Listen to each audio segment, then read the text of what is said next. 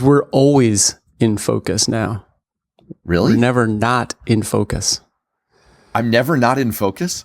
This is true. This is the best news I've ever gotten. Wow. Do the people around me know? You are always focused, Matt. Oh, jeez. Now I'm feeling a tremendous amount of pressure. Hey, it's 5 Minute Finance. I'm Matt Robison, and I am here with my ultra-focused and very sharp-looking co-host and resident expert, Mike Morton, our certified financial planner, who is here to help you boil things down to the practical steps that you can actually get done to feel great about your money and your life and lighten the load. And we just want to acknowledge that life is busy and we got you. And that is really the theme of today's episode. Besides Mike's really very sharp new haircut, which I'm sort of like, thank you. I'm sort of impressed by. I've had the same haircut for the last 30 years. This is what, third grade? No, the last 30 years. Last 30 years. This is a side story for later. This is but speaking of affirmation, you want to offer people some affirmation to feel better about something that's coming up for a lot of us right now. What is your, you sound like Stuart Smalley here. What is your daily affirmation here? What is your daily affirmation? You're good. You enough. look good. You're smart. And God damn it, you're worth it. Great. Yeah. The cash crunch is real. Should you pause your retirement savings? Yes, Matt, you should stop saving in your 401k. This is a hot take from a financial planner. Yeah. Hey, should I take a wad of cash out of my wallet and light it on fire? Yes. Oh, great. No, I know. I don't know the fire. Yeah.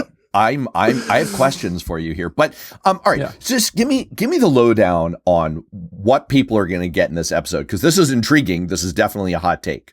Yeah. So in this episode, what we're talking about is the cash crunch. A lot of my clients, Matt, and myself included, probably you, we got kids that are getting a little bit older in the teenage years. Money in, money out. It's like it's all going, and a lot of people are feeling like there's this time of life, there's a cash squeeze. It's like, man, I just don't quite have enough. Like, money's coming in, it's good, but money's going out, and it's hard to save for retirement. It's hard to save for everything. College is looming. And there's this period of life, maybe a few years, where it feels like the cash crunch is kind of real. I've been saving for 20 years. It's been like pretty easy, but now it's really getting harder to save some of my money. So the cash crunch is real. The squeeze is real. What we're going to talk about today is the reality check. Is this a thing? Yes, absolutely, it's a thing. Why does cash flow get so tight? What is it about this time of life? Why does cash flow feel so tight? Is it really okay to pause retirement? Can you really stop contributing to your 401k? Is that even possible? When does it make sense to consider this? What to pay attention to? We want to avoid mistakes. So what to pay attention to, and then finally come up with an action plan. And that is today's episode in a nutshell. And also, I want to alert people that, first of all, Mike will, as part of this episode, come to your home and tell you that you too have a good haircut. That is a service that we offer as part of 5 Minute Finance. And also, hang on. If all of that wasn't enough for you, hang on for our usual segments, our listener question, which is, how worthwhile are you? And how do you know? No. It's a question about how you calculate your net worth, which coincidentally, I'm just going to tease this. My 9-year-old asked me this question yesterday, Mike. I am not making this up. My 9-year-old. Maybe that's who submitted the question. He's going behind my back and submitting asking a real financial planner. That means he doesn't trust what I'm doing. That's not right. Jeez, I feel worse again. You're a great dad, Matt. You're a great dad. Don't worry. Well, that's why I'm here. That's why I'm here, for hearing that kind of thing. And my haircut's pretty good. And hang on for our one thing segment at the end, where we will tell you to tell the robots to shut the hell up. It's really fun. Okay. So what is the cash crunch? I mean, I'm living through it, but you have vastly more experience dealing with all your clients who are going through this. Like, what do we mean by the cash squeeze, the cash crunch? Yeah, it's a real thing. People are feeling, a lot of money's coming in still. The income's good. I've gotten some raises over the last years, but it all seems to be going out the door. And in fact, it's not even like quite matching. Like I'm having to borrow a little bit or spend from my savings that I've built up. We're talking about, kids' camps and sports and activities and vacations getting more expensive, and just everyday life, groceries and everything else, that to enjoy the way you've been living, you're kind of entering this phase of this cash crunch, especially those who have kids, nearing the college age, these last few summers of teenage years, and the kids are at home and wanting to enjoy that and spend time with them, which of course, can take some money. So it's definitely a real thing, this feeling of the cash crunch. I can't quite save the way that I used to. In fact, Matt, in a recent Citizens Bank survey, 62% of parents expect to delay retirement in order to pay for their children's college expenses. So college expenses being one of the big ones here, but it's a real thing, man. It's real, and a lot of people are kind of feeling this. Wow. So first of all, that's almost 2/3, and that comes straight from a neat trick that they teach you in consulting, which is, if you want to sound smart, convert a percentage to a ratio. So, I don't know if that made me sound any smarter. I'll tell you what does not make me sound smarter. This claustrophobic sense that all of your expenses are kind of creeping up on you and squeezing you is so real. That's exactly how I feel. So we know why the cash flow starts to feel like it's squeezing people in our kind of phase of life. What do you call it? The sandwich? The sandwich? Yeah, the sandwich generation, right? We got the aging parents. We still got the kids at home. We're like, having to take care of everybody. And everybody's a little bit different, Matt. So I will call this out. Like, I work with a lot of clients. Everyone's got something a little different. Like maybe it's student loans. I had somebody that was like, oh, I'm really, having quite a high cost of paying off the student loans. Yeah. So that's thrown in there. Other people, their parents, it's like, oh, I'm helping them afford, their condo, they need to move. And, so everyone's got a little bit different in terms of like where their cash is going, but there's so many pulls, at this stage of life for those finances. And I always feel like it's just around the corner. The kids are going to launch, like if I just get them into and through college, and then everything will get easier. So I think we are in this phase of a real cash squeeze. That is another application of what I call the finish line fallacy. And the only reason I'm saying that out loud is that I feel like I want to copyright that. So the more I say it out loud, oh no, that's just giving people an opportunity to steal it. Never mind. Erase your memory of the last 2 minutes. So let's get to the heart of it here. I mean, you spend so much time professionally and on this show telling people, hey, here's how you can simply, straightforwardly save, and most especially save for your retirement. I mean, save for other things too, but in economics, here's a fun thing. They only talk about saving and dissaving. Like, they don't talk about spending. Dissaving. I don't understand. Like, why do you have to euphemize spending? It's like, in spending, economists. Anyway, so you spend a lot of energy and effort focused on that, but you're coming in and saying, hey, if you are now tempted to hit pause on your retirement contributions, that's a common thing, and maybe it's okay. Yeah, it can definitely be okay, but we're going to give some caveats. Okay. So I have, worked with some clients recently where we have done that. We've dialed back or even paused their 401k contributions. I'm thinking about one in particular. They came to me, a couple that have kids that are just, like sophomores, seniors in high school, so they're literally about to go to college. So they're trying to save some more for college to get ready for that. They're moving their mom into a new house that they're helping to fund. They also have student loans themselves that they're paying off. And so we said, look, because we're trying to save for college, pay the student loans, we've got high expenses for a couple of houses right now. Let's dial back the 401k contributions in order to get through this time period. So it's absolutely okay to pause or reduce your 401k or IRA contributions, but here's the two big things, and then we'll talk about specifics. Only temporarily do this, and you have to do it very intentionally. You have to know You have to have a plan, and you have to know when you're restarting. You have to know you have enough, etc. So only temporary pausing and only very intentional knowing your plan and following through with it. All right. Let's get into those specifics right now. Define temporarily. Yeah, temporarily could be just a number of years. Okay. So it could be, hey, I'm going to pause for 2 to 5 years because we're at this time period where I can no longer save for retirement. I've got college coming up, or this big medical payment, or I'm helping out with this one-time cost or whatever.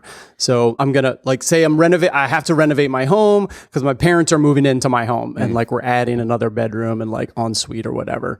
So we're going to do that. And I don't have quite enough cash.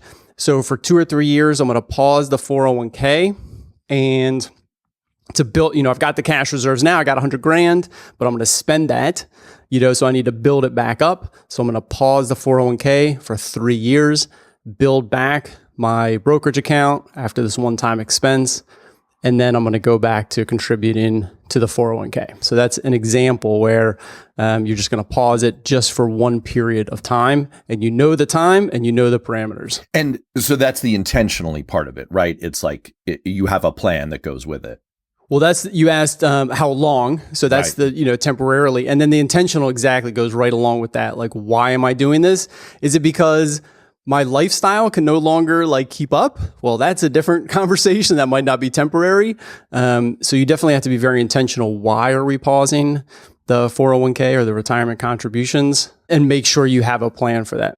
One thing that I did when I decided to retilt my savings more toward college, because I'm kind of in that situation with my kids rapidly approaching that age, is I didn't hit a full pause. I brought down my retirement contributions. I did what you suggested, did it as an automatic transfer. But I didn't take it down to zero. I kept it at kind of a minimal level. And my thinking was, I'm just trying in kind of a behavioral economics nudge kind of way to reduce the friction to in the future bringing it back up. Now, I didn't fully follow through with your plan and have an explicit plan for when I'm going to bring things back up. That's a little bit of a flaw, but what do you make of that as kind of an implementation tip of going down to a minimum, but not a zero level as part of your pause? Yeah. I love that even more, just for that reason. It's hey, we're not, it's not an all or nothing thing. And you're still contributing. So you still feel great. I am still saving for retirement. Maybe it's a little bit less, but I'm still making progress on that goal while also chipping away at these other goals. So that's a great implementation. But what I would say, Matt, is make sure to set up, a reminder, it could be just once a year of hey, is this still the plan? How much am I saving? Is that still a good plan for 2026? And so that's one of the tips later on is make sure you're setting reminders to review your plan, because you don't want to just reduce it to, hey, I was doing 15%. Now I'm doing 5%. And then you just kind of forget about it for 4 or 5 years. It's just life goes on, right? Because you will spend what's in that bank account. If I know anything, you'll spend what's in there. So make sure to review. But I like that plan of just kind of reducing it. So just give me the, if this happens, you might be a redneck. That's a cultural reference people no longer get. What are the circumstances where it's okay to do this? What kinds of situations might fit doing that partial Yeah. pause? So, we've mentioned a couple of them already, one-time costs, for an emergency or medical, high interest debt. I'm trying to reduce some debt.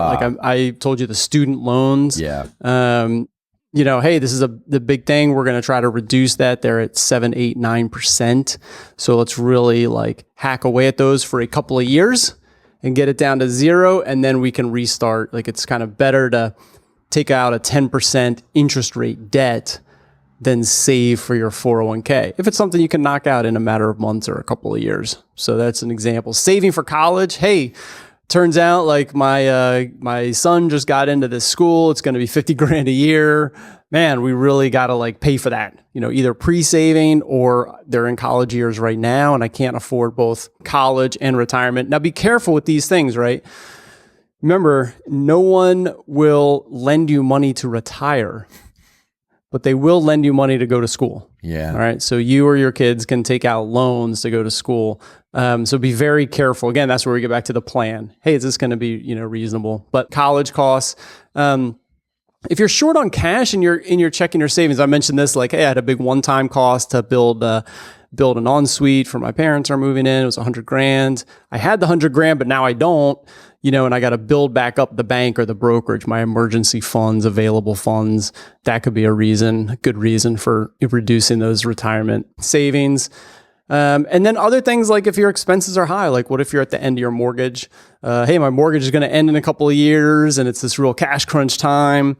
I know I'll be able to save more soon. Those kinds of things would be a list of some of the reasons it would make sense. Got it. And let's make sure to just nutshell all the things you've mentioned, a few of the what to watch out fors in all of this, but let's just give them in one place so that if anyone is doing this, they can rewind to this point in the episode. Yeah. What are the things to watch out for? So you're going to hit a partial pause or you're going to take it down to kind of like a minimal level. What are the things to be careful about? So I mentioned first, make it intentional and have a plan. So I would write down a couple of bullet points. Hey, here's my plan. And like you were saying, Matt, hey, it's part of my yearly review. Right. The 401k, When you ratchet down the 401k or the 403b, sometimes you get matching. Your company is matching money. Oh, we'll match up to the first 3%. Really try to get that 3% then. Don't go down to 0, go to 3% because that's free money. Yeah. Okay. So if you have a match in the 401k, make sure you get the free money. I would save into the Roth IRA after that match. So say, hey, I can't max out my 401k and I can't max out my Roth IRA, both of those. So go the match in the 401k first and then do the IRA second. Okay. So 3% in that case in the 401k, if that's the match. And then if you got a couple thousand more, you can throw that in the IRA. And then savings in the bank and brokerage and automating. That's what to pay attention to, like make sure, hey, I'm building back up my brokerage or I'm saving from the 529s for the college. Make sure you automate that. We just had an episode on that. And those are the things that I would pay attention in terms of plan, timing, reminders, free money from the 401k. Just to put a bow on this entire discussion, I think that what you're telling people is, look, retirement is, of course, something to prioritize, focus on, have a plan around. That's a lot of what you do. But let's be realistic here, people, and let's not add stress and anxiety. Let's just take this one at a time and keep things in proportion. Like, yes, cash crunches are very common at this time of life for people like us. And yes, it's okay to do a little bit of messing around with, like your order of operations here, as long as you've planned for it and you know the things to watch out for. And now you do. Anything else to kind of cover here? No, that's it, man. 100%. It's real. The feeling is real. And if you've been a great diligent saver and you're making great progress towards that retirement goal and you're on track, then you have the flexibility and option to ratchet down for a few years, knowing that you're going to be okay. And if anyone wants to dig a little bit deeper into some of the themes that you've just touched on, is it okay to like spend a little bit more right now on your cost of living? Or what about this? Like, hey, no one's going to lend me money to retire. They will lend me money to go to college. So what are the trade-offs there? And we actually have episodes on both those topics. Episode 168, permission to spend, and episode 171, college versus retirement savings and spending. So you can check those out back in the stream here of 5 Minute Finance. And we get into all of that. And I think, honestly, it all kind of goes to the same endpoint, which is, like you can feel pretty good about all of this. So you're saving, you've got a plan. It is all right. So with that, let's get to our listener question. A reminder, if you're a client of Mike's, why am I telling you this? You're asking Mike questions all the time. So if you want to hear more answers to other people's questions, keep listening. And if you're not a client of Mike's, you can get the same effect by emailing pod@mortonfa.com with your listener question. I don't think this is from my son, but literally standing in the kitchen yesterday, he said, how many people in America have $1 million? And I was like, well, that's a tricky question because a lot depends. I sound like Bill Clinton here on the meaning of have. Like, do I include, for example, how much our house is worth? Because if we sold our house, we could have, a decent way toward having $1 million. And that was his question. It's like, he's not sure. Should you include that? And that's also the listener's question. When you calculate your net worth, do you include the value of your home? How long did your son stick around to hear your answer when you started with, well, it all depends. Let me tell you. Depends on what the meaning of is. No, that was it. It was one sentence. It was like, do we include our house? Do we? And then his answer was, yes, I guess if you sold the things you have. And I'm like, well, there you go. There you go. So what's your answer? I mean, is that part of the calculus? So yeah, the question, do you include the value of your home in your net worth? I do, but it's a caveat. So I do like to, when you calculate net worth, it is everything you own minus everything you owe. And that's the literal definition. And I like to use that definition. So yeah, if we've got a home and a mortgage, we subtract the mortgage from the value of the home, and that is included in your net worth along with your bank accounts and other things. That being said, so that gives you a number, and it's great. It's really good to boil it down to that single number. You lose some of the nuance just having a single number, but it's a really nice thing to track, especially over the years. If you're in an accumulation phase, and especially this phase of life, the busy parents and kids, it's sometimes easy to lose track of progress. We're just talking about money in, money out. And so this is a nice way of tracking progress. Like, yes, it is all headed in the right direction. It is going up and to the right, generally speaking, and like it's going the right way. So that is really great. That being said, you have to live somewhere. So do you have the $1 million? No, you don't have it, because you do have to live somewhere. So you have to recognize that. But I will say, Matt, so many people that I work with will eventually downsize. And so you will pull some money out. It will probably cost less. You don't need the 4-bedroom place, eventually, if you need. So many people, it's a backup plan. Their home would be a backup plan for, hey, I need some more in retirement, or I've got more medical costs. I can sell the larger home and move into a smaller home. So in general, I do include it, but that's the caveat. It's a surprisingly tricky question because when I keep track, as you recommend, of all of our assets and all of what we owe, I don't want to say liabilities, but that's what it is. Yep. I certainly, because it's something we owe, include the cost of the mortgage, right? That's something we owe. But in a true accounting sense, I should then logically include the equity in the home that we have as an asset, even though emotionally, I don't feel that way. That approach is totally valid, especially for the emotional side. How it really comes down to, in that case, Matt, what you want to track and how you want to track it. And so as long as you're consistent and it's providing the right feeling of progress or whatever you're trying to get out of reviewing that once a year, then that's fantastic. Well, with that, let's get to our one thing segment, and we'll keep this one pretty brief because we're trying to save time, focus, and emotional energy. That's what this is all about. This is turn off all non-human notifications and tell the robots to stuff it. It's based on a Harvard Business Review article on attention management. And the recommendation that comes out of this is disable all app notifications except the ones that come from people. Calls, texts, and calendar invitations. I personally would add to that calendar reminders like, go record a podcast with Mike. I need that prompt. I do need that. But, and it finds that reducing daily interruptions by over 50% is your reward for this. And that improves your focus, which takes us back to the beginning of the episode. Mike, I haven't done this, but you have. I can't believe you haven't done this. Who has not done? You guys listening out there have to do this.